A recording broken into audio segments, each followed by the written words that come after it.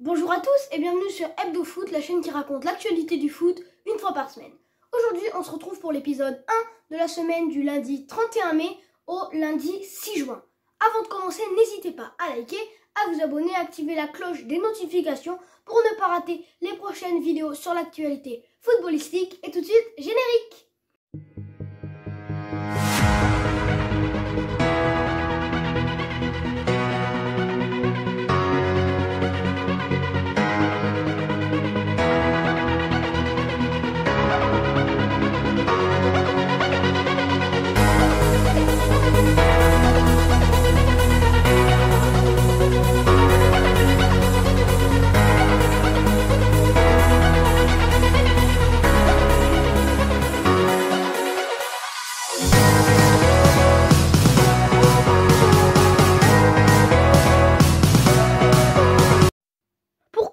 Les amis, il y aura le sommaire. Donc aujourd'hui, nous allons parler de la grosse info de la semaine qui est la Ligue 1 qui passera à 18 à partir de 2023-2024. Ensuite, on ira niveau résultat au match amical France-Pays de Galles et on reparlera de l'Euro U21 qui s'est terminé pour les Français. Donc voilà, tout de suite, on parle de la Ligue 1 à 18. Donc pour parler de cette Ligue 1 qui passe à 18, donc à partir de 2023-2024, c'est-à-dire il y aura une saison, celle qui va arriver, 2021-2022, où rien ne changera, où on pourra s'habituer. 2022-2023, il y aura donc, comme je vais vous l'expliquer après, un nouveau système de descente et de montée de Ligue 1 vers Ligue 2. Alors avant tout, ça a été voté quasiment à l'unanimité. Il y a juste un club, le FC Metz, qui a voté contre. Donc quels sont les avantages d'une Ligue 1 à 18 et quels sont les inconvénients? Donc une Ligue 1 à 18 permettra tout simplement d'avoir moins de matchs qui ne servent à rien, mais surtout moins de matchs fatigants pour les équipes, surtout qu'avec la nouvelle coupe qui est l'UEFA, je ne sais plus, l'UEFA Europa Conférence, un truc comme ça, qui sera une nouvelle compétition européenne. Donc il y en aura 3. Il y aura il y aura plus de un club sur 3 de Ligue 1 qui jouera. Il y aura 7 clubs qui joueront une Coupe de France sur 18. Donc c'est presque la moitié qui joueront une Coupe d'Europe. Donc si vous voulez plus d'informations sur cette UEFA Europa League Conférence, je crois que c'est ça le nom, je ne l'ai pas exactement. Je vous mets un lien dans la description, une vidéo que j'ai trouvée qui explique très bien, je ne vais pas rentrer dans les détails. Alors, pour les avantages, donc je vous les ai dit, permettra de faire moins de matchs et surtout les matchs ennuyeux. Donc désolé par exemple pour les Dijonnais ou les Nantais. Un Dijon-Nantes, ça inspire peu de monde, même pour d'autres clubs, hein, même de milieu de tableau. Ça inspire très peu de monde, que les supporters les regardent. Aussi, ça voudra dire que les matchs vaudront plus cher des droits TV. Alors, ensuite, il y aura donc, je vous mets ici une photo de l'article, donc un peu que j'ai trouvé sur OneFootball, donc pour savoir cette Ligue 1, si vous voulez savoir plus de choses. Ensuite, donc, dans cette Ligue 1, en 2022-2023, il y aura donc 4 descentes de Ligue 1 vers Ligue 2 et 2 montées. Donc il pourra avoir jusqu'à 5 changements car donc 20, 19, 18, 17 et 16 descendront. Le 15e ira en barrage contre le 3e de Ligue 2, ça change pas. Le 1er et 2e de Ligue 2 montera comme avant. Pour garder une Ligue 2 à 20, il y aura 4 descentes de Ligue 2 à National et 2 montées au minimum de National à Ligue 2, comme d'habitude, pour garder une Ligue 2 à 20. Et par contre, la Nationale, elle, c'est elle qui aura 2 clubs en plus. Donc, je répète, 4 descentes en 2022-2023 de Ligue 1 vers Ligue 2, même peut-être 5 si le club de Ligue 1 15e perd contre les barrages. Après 2 montées en Ligue 2, 2 montées de Ligue 2 vers Ligue 1. Après, il y a les barrages. Et pareil en national pour garder une Ligue 2 à 20. Alors, si vous voulez plus d'informations, je vous incite, je vous insiste à aller chercher sur Internet. Vous trouverez beaucoup d'articles très bien formulés qui parleront de cette Ligue 2 et qui l'expliqueront beaucoup mieux que moi.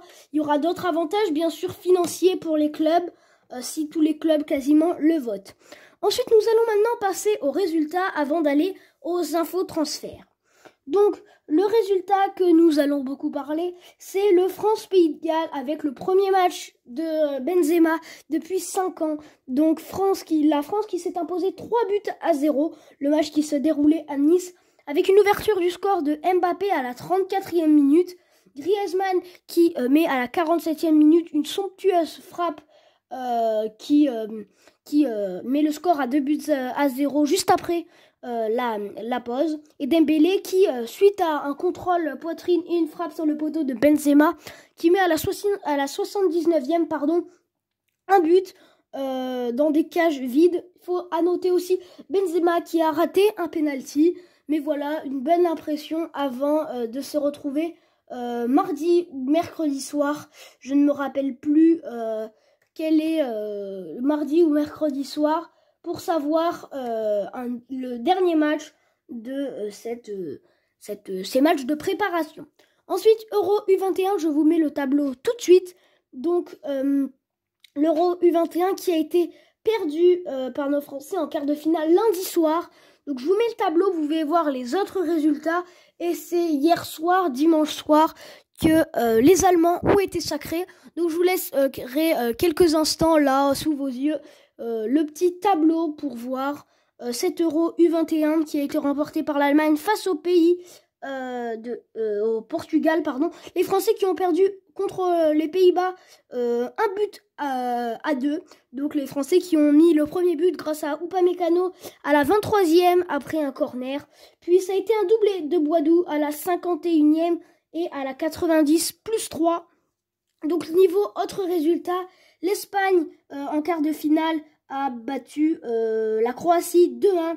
Le Portugal a battu l'Italie 5-3. Et le Danemark et l'Allemagne se sont séparés sur un 2-2 et une victoire 6-5 pour les Allemands au tir au but.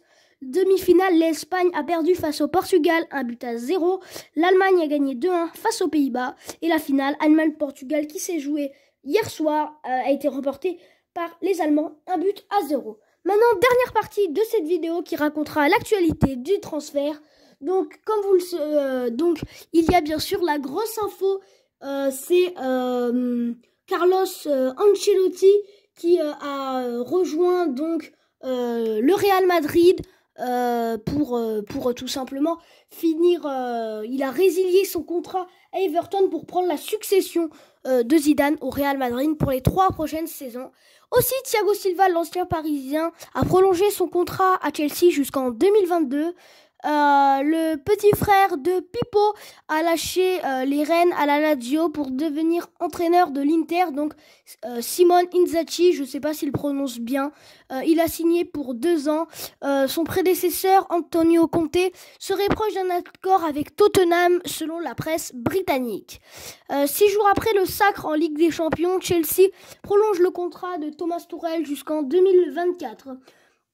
Aussi, grosse info, Sergio Agüero, libre de tout contrat après la fin de son bail à City, a signé pour 2 ans au FC Barcelone gratuitement. Le joueur de 32 ans qui continue donc au FC Barcelone. Icône du football néerlandais et finaliste malheureux du mondial 2016, Mark van Bommel a été nommé entraîneur de Wolfsburg pour 2 saisons. Eden Hazard a aussi annoncé qu'il comptait rester au Real Madrid. Quelques rumeurs crédibles qui ne sont pas officielles. Manchester United ne tentera pas de repatrier Cristiano Ronaldo malgré les soucis financiers de la Juventus, suivant Evening News. L'OM et Flamengo auraient trouvé un accord à hauteur de 25 millions d'euros hors les bonus pour le transfert de Gerson au Vélodrome. La FIFA aurait infligé une amende de 10 000 euros pour le PSG à cause d'une clause signée avec l'Inter dans le cadre du transfert de Mauro Icardi. Cette clause aurait contraint le club parisien à verser 15 millions à l'Inter. Autre info du transfert, Maxence Lacroix star montante française à Wolfsburg intéresserait Leipzig selon Sky. Pour rappel, les Taureaux rouges ont cédé Ibrahim Koné à Liverpool le week-end dernier. Ensuite, Moussa Sissoko, Tottenham a déclaré qu'il songeait quitter Tottenham. Serge Aurier aurait annoncé au PSG qui avait tenu la même discours quelques jours plus tôt. Ensuite, on va avoir Coman qui va finalement, par Joan Laporta, qui va finalement être gardé au FC Barcelone pour soi-disant garder garder un équilibre au FC Barcelone. Todo Finjales a annoncé que Christophe Galtier était l'élu du président pour occuper le banc du Barça. Et donc voilà, aussi on a un accord soi-disant entre Nice et Christophe Galtier pour l'entraîneur qui soit l'entraîneur pour la saison prochaine de l'OGC Nice et pour les saisons suivantes. Il y a d'autres infos, je vous mets tout si vous voulez d'autres infos. Je vous invite à télécharger OneFootball, c'est là que je trouve toutes ces infos avec des récapitulatifs. Donc je vous l'ai dit, pas toutes, à part aussi important, Eric Maxime Choupo-Moting, l'ancien parisien, a prolongé pour 2 saisons son bail au Bayern Munich. Donc voilà les amis, c'est la fin de cette hebdo foot. Merci de l'avoir suivi. Si vous voulez donc retrouver une vidéo explicative de la Ligue 1, je vous le mets de la Ligue 1. Oui, je vais essayer de vous en trouver une et les articles, cherchez-les sur internet. Si vous voulez voir le résumé de France-Pays de Galles et de France-Pays-Bas, je vous mets tout dans la description. Pour les articles, je vous invite à télécharger OneFootball pour suivre. Et on va tout de suite, juste avant de parler, j'ai oublié de vous le mettre dans le sommaire. Je vous mets une photo d'un article sur William Saliba, le défenseur prêté à l'OGC Nice, qui compte essayer de s'imposer à Arsenal. Voilà, moi j'ai plus qu'à vous dire au revoir. On se retrouve sur Hebdo Foot la semaine prochaine. J'ai encore failli dire Hebdo Sport pour de nouvelles news. À bientôt.